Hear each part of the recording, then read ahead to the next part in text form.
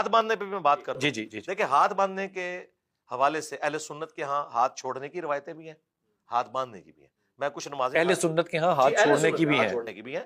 عبداللہ ابن زبیر مصنف ابن ابی شیبہ میں, جنہوں نے نماز حضرت ابو بکر سے سیکھی اور انہوں نے رسول اللہ سے سیکھی صلی اللہ علیہ وآلہ وسلم, وہ ہاتھ چھوڑ کے یمن میں آج بھی اہل سنت جو ہے وہ ہاتھ چھوڑ کے جی پڑھتے ہیں. آل اوور دا ورلڈ مالکی تو آلموسٹ سارے ہی ہاتھ چھوڑ کے نماز پڑھتے ہیں, اگرچہ ان کی کتاب الموطا امام مالک میں ہاتھ باندھنے والی حدیث بھی ہے, اور وہی حدیث امام بخاری نے بھی لی امام مالک سے چند واسطوں سے. ہاتھ باندھنا بھی سنت ہے, ہاتھ چھوڑنا بھی سنت ہے. اس کو کوئی اس طریقے سے اختلاف نہیں بنانا چاہیے. میں دونوں طریقے سے نماز پڑھتا ہوں. نماز جمع کرنا سنت ہے. نماز جمع کرنا رسول اللہ صلی اللہ علیہ وآلہ وسلم کا زندہ معجزہ ہے.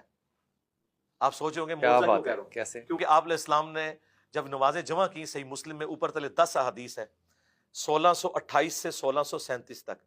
تو ابن عباس سے پوچھا تابعین نے کہ نبی علیہ السلام نے بغیر خوف کے, بغیر بارش کے, بغیر سفر کے, بغیر کسی وجہ کے, ہاں جی, مدینہ شریف میں نمازوں کو کیوں جمع کیا؟ انہوں نے کہا تاکہ امت کے لیے کوئی تنگی باقی نہ رہے اور آسانی ہو جائے. آج پوچھیں یورپ اور امریکہ میں جن بیچاروں کو آدھا گھنٹے کا وقفہ ملتا ہے دن, وہ نمازیں اکٹھی کیسے نہ کریں؟ وہ میں کہتا ہوں نماز پڑھیں, اس کے بعد پڑھیں اللہم صلی علی محمد وعلی آل محمد صدق رسول اللہ. رسول اللہ نے سچ کہا تھا کہ امت کے لیے آسانی ہے کہ نماز قضا نہیں ہو سکتی. یہاں پہ بھی آرمی چیف ہوں, پرائم منسٹر ہوں, جن کی مصروفیات ہیں, زور اثر کو جمع کریں, مغرب اور عشاء کو جمع کریں, 3 اوقات میں 5 نمازیں پڑھ لیں, آسانی ہے. اور وجہ کوئی بھی نہ ہو جائے, چاہے کوئی وجہ نہ ہو, یہ آسانی ہے. تو اس پہ اختلاف کیوں ہے؟ یہ صرف اہل تشیع کے ساتھ کیوں جوڑ دیا؟ جی اس لیے کہ اہل تشیع بھی دوسری ایکسٹریم پہ چلے گئے. یہ جواز کی حد تک تھا, اور اس شخص کے لیے تھا جس کی زندگی ان چیزوں سے عبارت ہے کہ اس کے لیے مینج کرنا مشکل ہے, وقت کی تنگی ہو. جی لیکن شیعہ نے اسے روٹین بنا لیا. سنیوں نے کہا اچھا آپ نے روٹین بنایا نا, ہم اس کو غلط کہیں گے. اگرچہ ہماری مسلم شریف میں 10 حدیثیں لکھی رہے, وہ تو کس نے پڑھنی, وہ تو عربی میں لکھی ہوئی ہیں. ہم دوسری ایکسٹریم پہ جائیں گے. اور آپ کو بتاؤں شیعہ کی جو نہج البلاغہ کتاب ہے, مولا علی نے جو اپنے زمانے میں گورنروں کے نام ایک خط لکھا ہے, اس میں 5 نمازوں کے الگ اوقات بتائے ہیں. شیعہ کے ہاں بھی افضل یہ ہے. سید جواد نقوی صاحب جو لاہور میں ہے, اور میری خواہش ہے کہ آپ ان کا بھی اس طریقے سے پروگرام کریں, وہ بھی ماشاءاللہ ایک ماڈریٹ اسکالر ہیں. انہوں نے باقاعدہ ویڈیو میں آ کے کہا ہے, وہ خود بھی, ہم گئے تو ہم نے نمازیں جمع کی, انہوں نے اثر لادہ پڑھی, انہوں نے کہا یہ افضل ہے کہ الگ وقت میں پڑھی جائے, یہ جواز ہے. تو میرے پاس ٹائم ہے, میں تو جواز. ہم نے ایران میں ایک شیعہ عالم سے پوچھا, انہوں نے کہا کہ پڑھ سکتے ہیں آپ, لیکن افضل یہی ہے کہ اب الگ الگ پڑھیں. لیکن پاکستان میں ایکسٹریم رویے. اچھا یہ فرمائیے کہ بہت سی ایسی روایتیں ہیں, روایتیں میں لفظ استعمال جو ہے وہ انورٹڈ کاما میں کر رہا ہوں. مثال کے طور پہ رسول پاک صلی اللہ علیہ وسلم کی پیدائش کا دن 12 سے لے کے 17 تک منایا جائے گا. بہت سے جیسے غار حرا کا واقعہ جو ہے, وہ غامدی صاحب جو ہے وہ اس سے انکار کرتے ہیں کہ یہ واقعہ پیش ہی نہیں آیا. کیسی عجیب بات ہے کہ اگر ایک طبقہ بھی وضو کا جو ہے وہ کہیں زیادہ گیا یا نیچے تک چلا گیا, تو ہم اس جگہ کو جانتے ہیں کہ کہاں تک گیا, اور وضو وہاں تک ہی کرنا ٹھیک ہے, بال کہاں تک کرنے ہیں. اگر سنتوں کو اتنا واچ کرنے والے لوگ ہیں, تو یہ اتنی بڑی بڑی چیزیں جو ہیں ہم نے کیسے مس کر دی؟ نہیں, یہ اس طریقے سے نہیں ہے. ہم تو بکش مسلمان ہیں, ہم کہتے ہیں ہر چیز لکھی ہوئی ہے. آپ نے غار حرا سے پہلے کس چیز کا ذکر کیا تھا؟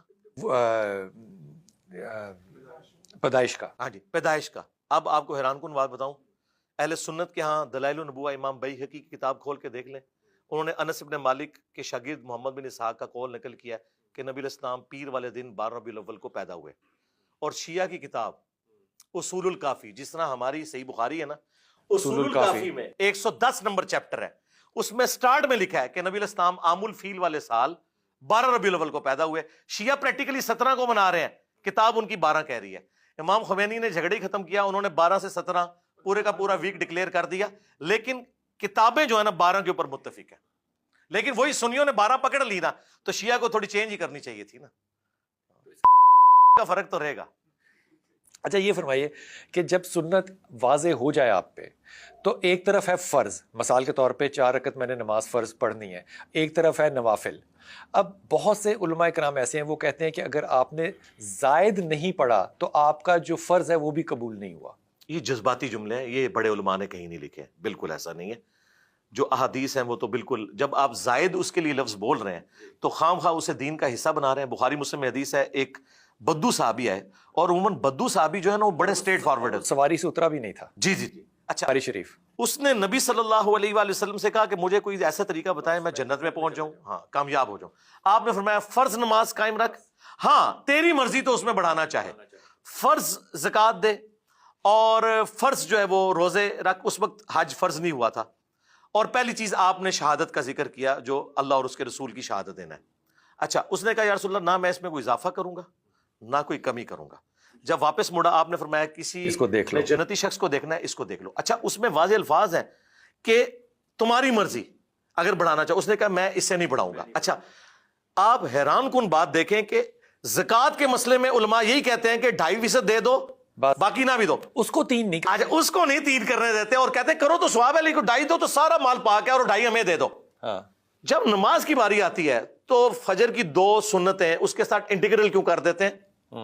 وہاں بھی کہنا کہ 2 پڑھو, بالکل مسلم میں حدیث ہے, دنیا اور جو کچھ اس میں اس سے بڑھ کر محبوب ہے. میں بھی کوشش کرتا ہوں کہ ساری سنتوں کا وطر کا اہتمام کروں, لیکن الموطا امام مالک کھول کے پڑھیں.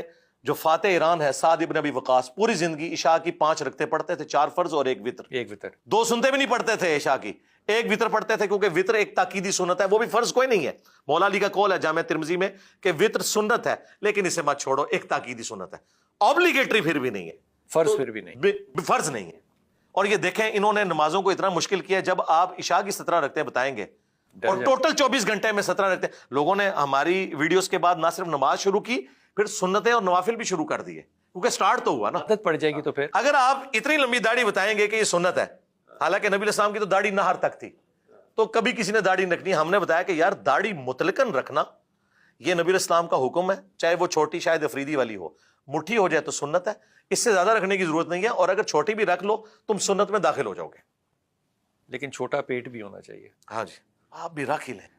میں نے تو غامدی صاحب سے بھی ریکویسٹ کی تھی کہ سر آپ داڑھی رکھ لیں, آپ کی بات میں وزن آ جائے گا. بے شک. میں بھی دیکھیں نا یہ پگڑی, مولانا مودودی فرماتے تھے کہ جو درس دینے والا ہے وہ پگڑی بھی پہنے اور داڑھی چھوٹی نہ رکھے بڑی رکھے تاکہ نہ اثر ہو. اور یہ حقیقت بات ہے. میں نے تو ویسے ہی سچل داڑھی ہے, میں نے کبھی کٹوائی نہیں ہے, لیکن یہ دیکھیں پگڑی میں نے اسی لیے اڈاپٹ کی ہے. میں ٹوپی میں بھی درس دے سکتا تھا تاکہ گیٹ اپ کے ذریعے ایک میسج آتا ہے. اور دینی طبقے میں جو شیطان گھسا ہوا ہے نا کہ جی اس کی شکل و صورت سنت کے مطابق ہے یا نہیں, میں جھوٹ بولتا ہوں. ہاں وہ اس چیز کو سمجھتے ہیں کہ داڑھی ہونی چاہیے, حالانکہ داڑھی مڑانا چھوٹا گناہ ہے, جھوٹ بولنا بڑا گناہ ہے. جھوٹے کے پیچھے نماز پڑھ لیتے ہیں, بغیر داڑھی والے کے پیچھے نماز نہیں. رسول کا قول ہے نا میری امت جھوٹ نہیں بول سکتی, یہ کر سکتی ہے لیکن جھوٹ نہیں بول سکتی. واپس آ کے پوچھتے ہیں انجینئر صاحب سے کہ جو ریسرچ اینڈ ڈیولپمنٹ ہے مسلمانوں نے یہ کرنی کیوں چھوڑ دی. وقفہ لیجیے, واپس آتے ہیں. بسم اللہ الرحمن الرحیم. انجینئر صاحب عام طور پہ علماء کلام کہتے ہیں کہ جو اختلاف ہے, اختلاف دین جو ہے یہ اللہ تعالیٰ کی رحمت ہے, اور میں اس بات کو اس طرح سے سمجھتا ہوں کہ اگر یہ اختلافات نہ ہوتے تو ہم بھی کیتھولک ہوتے, ہمارے یہاں کوئی مذہب کے اوپر بحث ہی نہ کرتا جتنی کہ ہم کرتے ہیں. یہ بھی اللہ تعالیٰ کی ایک رحمت ضرور ہے, لیکن over a period of centuries اگر آپ دیکھیں تو مسلمانوں کے یہاں تحقیق کا کوئی طریقہ نہیں رہا.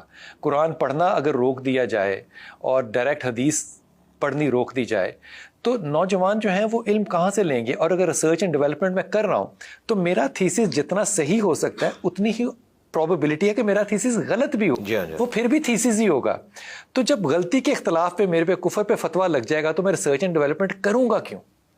دیکھیں یہ جو آپ نے کہا نا اختلاف رحمت ہے, اس کو تھوڑا ماڈیفائی کر لیں, اختلاف رائے رحمت ہے. مخالفت جو ہے وہ تو سب سے بڑی لعنت ہے جو ہمارے اوپر پڑی ہے کہ ہم نے ایک دوسرے کی تکفیر کرنا شروع کر دیا.